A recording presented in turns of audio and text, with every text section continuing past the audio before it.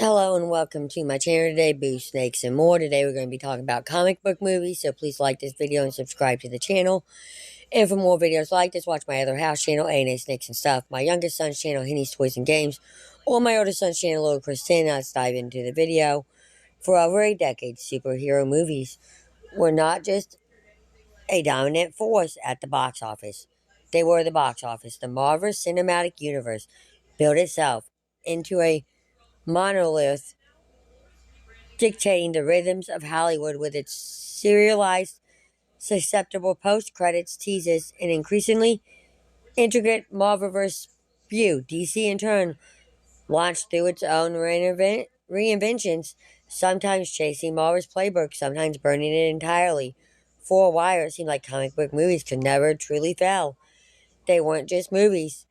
They were billion-dollar events, corporate-backed cultural moments. And yet, the past few years have cracked the foundation. Captain America: Brave New World is trucking for a box office bomb, following a long string of diminishing returns from both Marvel and DC audiences once hooked on the cinematic universes, now seem fatigued by it. Marvin Scorsese's much debuted critique of superhero films as theme parks no longer feels like an argument to counter. It's becoming a reality that even the studios are beginning to acknowledge, and that uncertainty, the landscape is shifting. The collapse of the old formula has left room for something new. Graphic novels, indie comics, and lesser known properties. Stories that don't hinge on interconnected universes or obligatory franchise setups are finally stepping into the spotlight. The upcoming slate of adaptations is refreshingly weird, sprawling across genres and aesthetics. From the cyberpunk surrealism of the Electric State to the hypervigilant exotericism of Berserker, while Marvel and DC recalibrate, 2025 is shaping up to be the year of the non-superhero comic book movie, where the stakes aren't about saving the multiverse, but proving that this genre still has room to surprise us. The Old Guard 2, 2025. Netflix's The Old Guard was a surprise hit in 2020, blending high-octane action with an unexpectedly emotional take on immortality. Based on the comic by Greg Rucka and Leonardo Fernandez, the film follows a group of ancient warriors who have been secretly shaping history for centuries. Now with a new immortal, Kiki Linens-Nair joining the team and an old foe returning, the Old Guard 2 promises to dig deeper into the burdens and rituals of eternal life while raising the stakes on the battlefield. Immortal Warriors return for round 2. Chase Thurum returns as the battle one leader, Artemisia Centris, alongside a cast that already proved they could make this concept work. The sequel will likely lean further into the emotional weight of Recon's comic while delivering the kind of brutal grounded action that made the first film stand out. In a landscape filled with overpowered superheroes, The Old Guard 2 continues to offer something different: characters who can't die, but still have everything to lose. 8. Rogue Trooper. A bioengineered soldier seeks revenge in a war-torn future.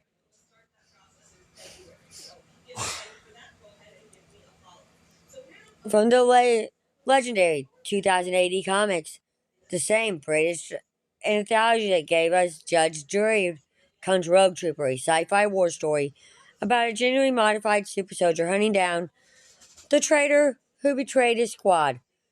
Created by Gary Finley Day and Dave Gibbons, Rogue Trooper is set in the toxic wasteland of Neural Earth, where chemically enhanced genetic infantrymen are bred to fight an endless war. But when his brothers in arms are wiped out, Rogue goes AWOL, carrying their digitized personalities in the form of AI-infused equipment. his helmet, gun, and backpack. A bioengineered soldier seeks revenge in a war-torn future. The film is being helmed by none other than Moon and Warcraft director Duncan Jones, whose knack for high concept for sci-fis makes him the perfect match for this material. With its mix of hard-hitting action, grimy word building, and dark human, Road Trooper has the potential to be the next great disposition war movie. Unlike the published heroes of Marvel and DC, Rogue is a soldier built for war, but doomed by betrayal, making him a unique, tragic, yet comparing lead, the Electric State. Based on Simon Sherring's stunning illustrated novel, The Electric State transports viewers to an alternative version of 1997, where a teenage girl and her robotic companion journey across a desolate America populated by crumbling abandoned technologies and strange looming war machines. As they travel west, they uncover the eerie remnants of a society once dominated by virtual reality and government conspiracies. It's a world of faded dreams and forgotten futures, all painted in Shingen's signature mixture of nostalgia and quiet dystopia. The sci-fi trip road trip through a ruined America, directed by Avengers in-game filmmakers Joe and Anthony Russo, and starring Millie Bobby Brown, Chris Pratt, and Kai-Hu Queen. The Electric Slate is posed to be one of the most visual striking films of 2025. White doesn't follow the traditional comic book adaptation formula.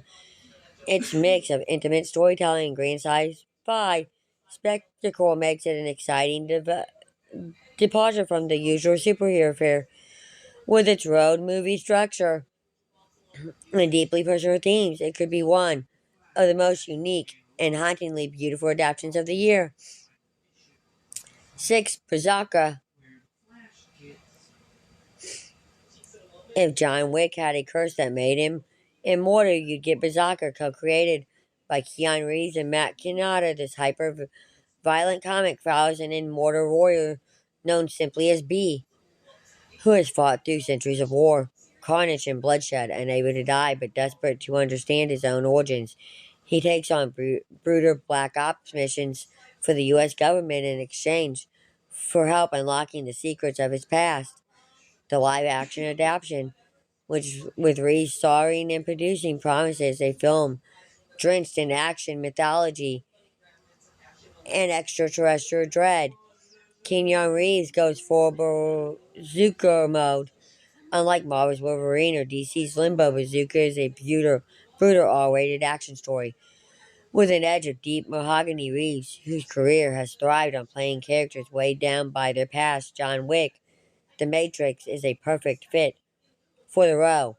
Given the comics over the top violence, the film could be a spiritual successor to The Northman or Gladiator, a raw, relentless exploration of war and survival. It's a kind of adaptation that feels like the anti-superhero film, less about destiny and justice, more about blood, rage, and its weight of eternity. Irredeemable. In a word that's grown tired of flawless superheroes, Irredeemable takes the ultimate concept of power and asks, what if the greatest hero became the greatest villain? Based on the comic by Mark Weird, Irredeemable follows the fall of the Plutonian, a seemingly invincible, beloved superhero who turns on humanity, slaughtering millions in a godlike rage. As his former allies scramble to stop him, they uncover shocking truths about his past and what led to his breaking point. Unlike most superhero deconstructions, Irredeemable doesn't just ask if power corrupts.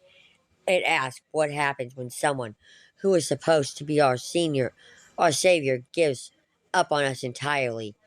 When Superman goes bad, who can stop him? For a film landscape fatigued on filmatic hero stories, Irredeemable feels like a necessary antidote. Unlike The Boys, which sterilizes corporate superhero culture, or Joker, which plays in the realm of psychological realism, Irredeemable exists on a grander scale. It's a mythological tragedy, a catastrophic unraveling of power with director James Samuel. The harder they fall attached. Expect irredeemable to blend operatic Western infused storytelling with superhero iconography, delivering something that feels both larger than life and disturbingly intimate. 4. Spawn. Todd McFarlane's Spawn has always occupied a unique space in the comic book world. Too dark for mainstream superheroes, too visually striking to be ignored. First adapted into a 1997 film and later a cult favorite HBO animated series, Spawn is finally getting the big action screen treatment it deserves. With McFarlane himself overseeing the project, the story follows Al Simmons, a Black Ops assassin betrayed and murdered, who is resurrected as Spawn, a hellspun warrior caught in a cosmetic battle between heaven and hell. With his grotesque yet formidable power, Spawn struggles to retain his humanity while extracting revenge on those who wronged him. Hell's Athena rises again. This reboot has been in development for years, but with Jamie Foxx attached to Spawn and Blumhouse Productions backing the project, is shaping up to be a grittier, horror-infused take. Unlike the glossy superhero films of Marvel and DC, Spawn promises to lean into its supernatural hero horror roots, embracing the grotesque and the violent.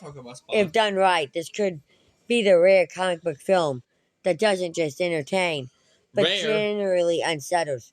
Closer to The Crow or Blade than anything in the MCU. The Crow. 3. Red Sonja. Do you know what's The Crow's about? Yeah, it's the original one? Dude with the paint on his face that kills everyone. Yeah, the wrestler dude who died, actually, I believe, since I think he actually got shot at the end of...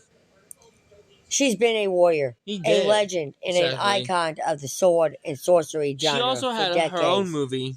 But Red Sonja is finally making her long overdue return to the big screen. Adapted from the Robert E. Howard created character, and later popularized by Marvel. In Dynamite Comics, Red Sonja follows a fierce, flame-haired warrior seeking vigilance against those who destroyed her home.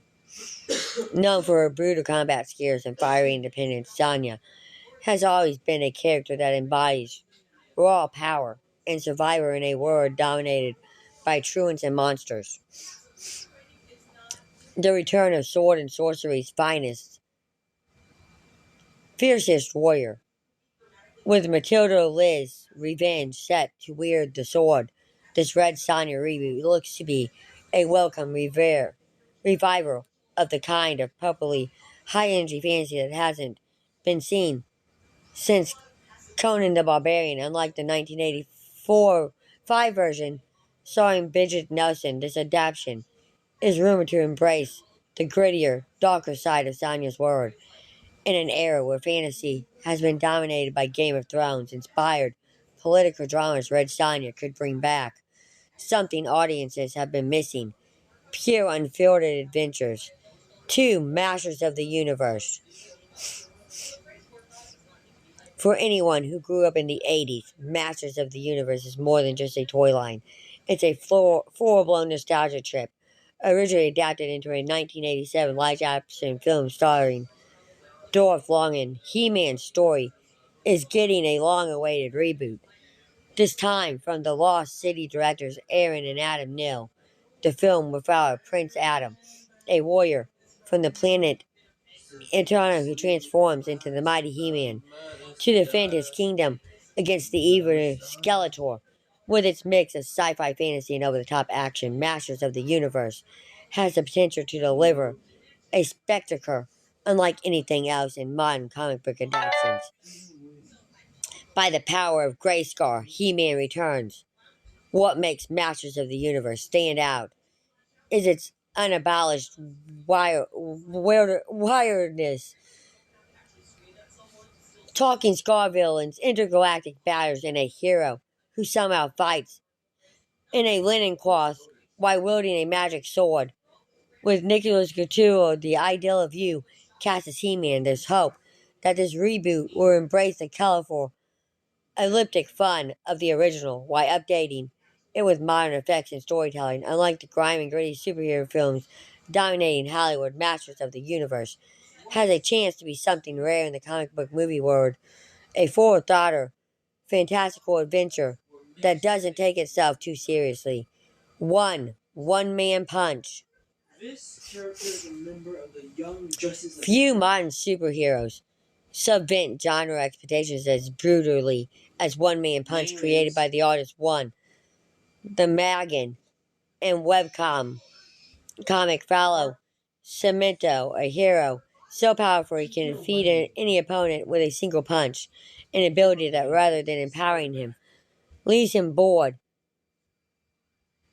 and essentially unsatisfied. The series blends over-the-top action with sharp, stare-poking fun at the troops of Sharon anime and superhero storytelling while delivering some of the most exhilarating fight sequences in modern animation. A live-action adaptation has been in the works at Sony since 2020, with Rick and Morty writers Dan Hammond and Heather Ann Campbell attached, and Justin Lin Fast and Furious 9 rumored to direct. The live-action adaptation that may or may not happen, despite the buzz surrounding the project. Updates on One Punch Man have been scarce, leading to speculation on whether it will ever get off the ground. The challenge of adapting its unique mix of self-aware humor and high-energy spectacle into live action is massive. Can a Hollywood production capture the absurdity of Cemento's effortless victories while still delivering compelling action? If done right, it could be a breakthrough for anime to film adaptations, proving that big-budget versions of beloved manga can work. But until there's more movement on production, One Punch Man remains an intriguing, if uncertain, addition to the list of upcoming comic book movies. Hey, Mom. Thank you for watching this video, and peace out till the next one. Stop that. You haven't already. I haven't. I learned how to say the word, though. Manga? Yeah. Say it. Finally. She's learning, people. Anyway, what was this about? The 9 movies that are comic movies that are coming out, that's supposed to be coming out in 2025 that ain't related to Marvel or DC. Which are bottom to top. I'm looking here now. You can read them all off yourself. One Punch Man. I need to get into that series. Masters of the Universe. That's He-Man. I know. He-Man. And She-Ra. You forgot my favorite character. Skeletor. Gray. Skeletor. We must return to Castle Grayskull. Anyways, and then number 3 was Red Sonja. How do you say her name? Red Sonja. Sonja. I only know about her from, I think she Image Comics. That's a comic book series I may have to try to get into. Red Sonja? She's a witch.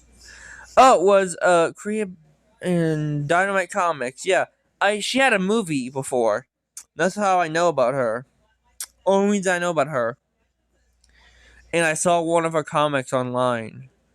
I need to get some. Of course I know about Spawn. I have 5 comic books in that series. Yeah, I gotta stop buying my own. That's what's number 5? I can't pronounce number 5. Irredeemable. Irredeemable. Well, it don't sound like, be irredeemable. Irredeemable. Irredeemable? Okay, I need to get into that series then. I'll tell you what I was going to tell you after I look at this now. Berserker? Is that how you say it? I think. Keanu Reeves? Yeah. Keanu Reeves is playing Berserker. Okay. He goes by B in the comic book. The Electric State? Mm-hmm. Sounds like... Don't know why, but it sounds like some sci-fi horror shit. That's basically kind of what it is. Rogue Trooper. Rogue Trooper, okay. The Old Guard 2. Mm-hmm. Because it's a Netflix movie and they already have one out. Okay. And that was it? After Yes. that? After the. But it said 9. That's 9. There was not 9 10. there. Okay. I thought it was 10. Anyways, Ma, you want to know who I'm combining together to make my own DC Marvel amalgam universe? Who? I combined the DC character Beast Boy with the Marvel character Nightcrawler, and he is still a mutant. I mean, Nightcrawler's a mutant. He's an X-Men member. He's on the team called He's a member of Titans X. That's the best way I could get Teen Titans and the X-Men. His real name is Kirk Logan. Hero name, I took Nightcrawler's first real name and Beast Boy's last. Hero name is Night Beast. And then I'm going to also mix Spider-Man with Batman.